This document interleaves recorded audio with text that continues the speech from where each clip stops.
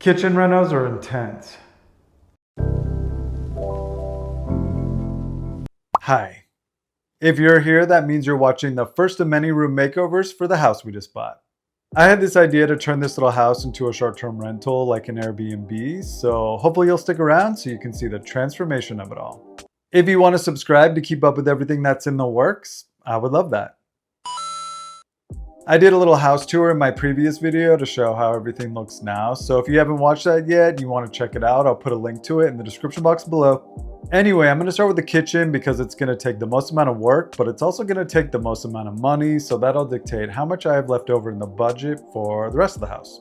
Because everything in here needs some love. I will say that the kitchen is cute in a vintage quirky kind of way, but the layout isn't great and it just needs an update. I still love the IKEA kitchen in our house, so I'm gonna do another one. On top of that, I'm doing a bunch of other stuff, so it's gonna be a whole new vibe.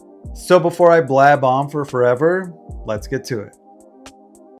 Let's go! First thing I had to do was remove all the old cabinet doors and drawers. When I was taking out the uppers, I discovered that original wallpaper in there. I was trying to keep the cabinets so I could reuse them down in the basement, but they were nailed together, so I wasn't able to save them.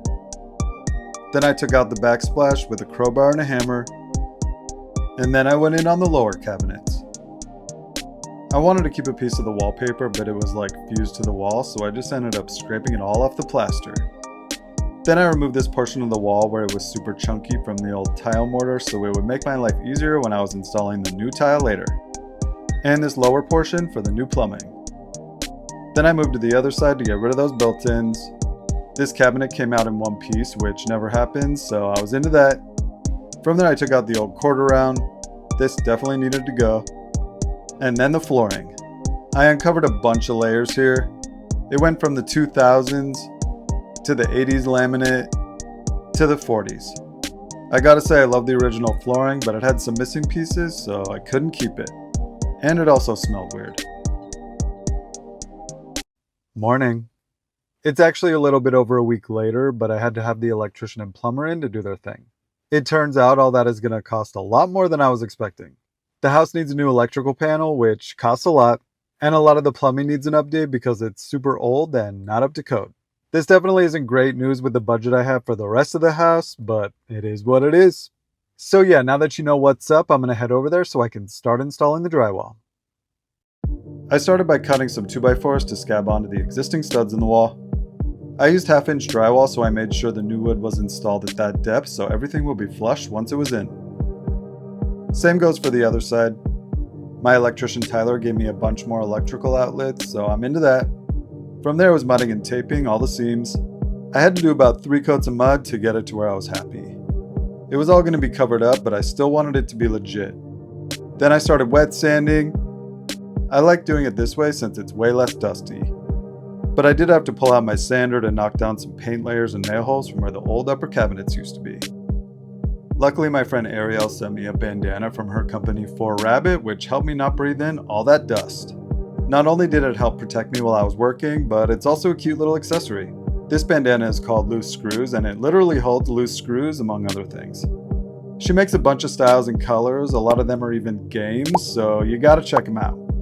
You can use this link, which I'll have in the description box, or you can use Marcel5 at checkout and it'll give you $5 off your order. Good stuff. Anyway, then I did a lot of caulking. I think I went through like a 1.5 tubes just in that small kitchen, so it needed it bad. Okay, this room has been torn apart and put back together, so now it's time to paint. I did 2 coats of primer and 2 coats of the color Fresh Popcorn by Bear and a satin finish for the walls and the trim. I wanted a warm neutral white, so this color is definitely good for that. It made the space feel so much cleaner and brighter. Once all that was done, I started working on the new flooring. It's crazy because I found all the tile I needed at Restore for like $50. Which is amazing since I was going to get the same brand regardless, so it really worked out. While I was doing that, Ben started putting together all the IKEA cabinets since he's good at it. Then it was just getting the glue down section by section, laying the tiles, and making sure they were secured down as much as possible with my tile roller. And finally, this last little row went in. Then I put in the new transition strips to really finish it off. Ugh. That little roller thing is a back killer, but the new paint and flooring look great, so now I can move on to the cabinets. This is a pretty easy install since IKEA designs everything to hang on this support beam. You just have to make it level, screw it into some studs, and then you put the cabinet sections up. Same thing for the lowers. I got the basic layout in place and then clamped them so I could start securing them together. The main thing is to make sure everything is staying level during this part. After that, I slid the dishwasher into place and did a dry fit of the countertop. Ben installed all the cabinet doors for me because he's literally the best. Then I cut a hole for the sink. I used a jigsaw for this. I got it from IKEA to save some money, so I had to seal the hole with some silicone caulk to keep any moisture out. From there, I put in the air gap for the dishwasher and the new sink faucet. And then I installed the new quarter round, did a bead of caulk and a final coat of paint in the fresh popcorn color to finish it off. Dude, I feel like my beard is getting more and more gray. WTF. Anyway, I just picked up some tile adhesive, which means I'm on one of the last big projects that needs to be done. I've been having fun, but I'm ready for it to be done so I can move on to the rest of the house. I had some of these 12 by 12 tile pieces left from when I did the backsplash in our kitchen, so to save a bit of money, I used them again so I didn't have to buy as much. I really like these tiles, so I was totally down to use them. I tried a new pre-mixed tile adhesive and it made fast work of things since I didn't have to be constantly mixing up new batches of mortar as I went along. The instructions said I had to wait 72 hours before grouting, so that gave me time to start working on the floating shelves I wanted to put up. I just cut down a 2x12 board to the dimensions that I needed, gave them a good sanding, and did 3 coats of the fresh popcorn color in a semi-gloss finish. Then I got to work on the cabinet pulls and the lighting. This little flush mount above the sink is real cute. After taking care of all the little details, I started grouting. I gotta say, I don't love this part. Cutting and installing tile is fun, but the grout stresses me out for some reason. It's also really messy, so I think that's part of it. After giving that 24 hours to dry, I waterproofed the grout so everything was nice and protected. And then I started installing the floating shelves. I kept it nice and simple with just one shelf on each side. Once all the dust was cleaned up from drilling into the tile, I did a final bead of caulk around everything to seal it up. This part makes everything look so crisp and clean. I think this kitchen is officially done.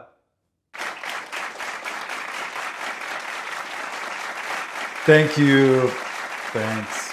Yeah, it was a lot of work. The to-do list felt like it was literally never gonna end in here, but it did, so now I can do final touches. I found this pair of vintage chairs to go with this tulip table so there was a spot to sit in the kitchen. I got these dishes because they kind of match the warmth of the cabinets. I also found these vintage mugs in the same tone to go with the new glasses. And this cute little owl cookie jar that is also vintage. A Keurig coffee maker for this corner. Our neighbor gave us this plant and I felt like this was the perfect spot for it. And this collage piece to finish it off. I love this artist and we'll link his work below. Okay, now it's really done. Let's take a look.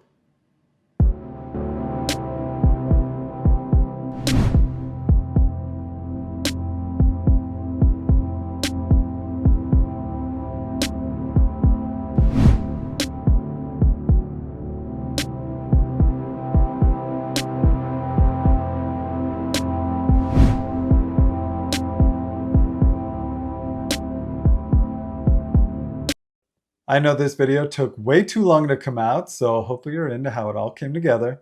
It's definitely a minimalist vibe, but I think that's good for an Airbnb. But I also didn't want to go too crazy on all the small details because I still have a lot of house left to do with not a lot of budget since I had to get all that electrical and plumbing done. With that being said, there's still a lot of rooms that need some love, so subscribe if you want to keep up with everything because there's a lot more coming. The kitchen was a lot, but I already started working on the living room, so that'll be next, and I promise it's gonna come a lot sooner. I swear. Anyway, thanks so much for watching. Let me know what you think, or if you have any questions, feel free to let me know in the comments. Like this video if you want to show me some love, and now you can hype the video, which is a new thing, so if you want to do that, feel free, and I'll see you soon. Bye. I did a little poll a couple of weeks ago asking people what kind of coffee maker they think I should put in here, and the big winner was a classic drip. I like the size of a Keurig, so that's what I put out on the counter, but I just wanted everyone to know that I put one right down here. So yeah, if you ever decide to come and stay here, I got you.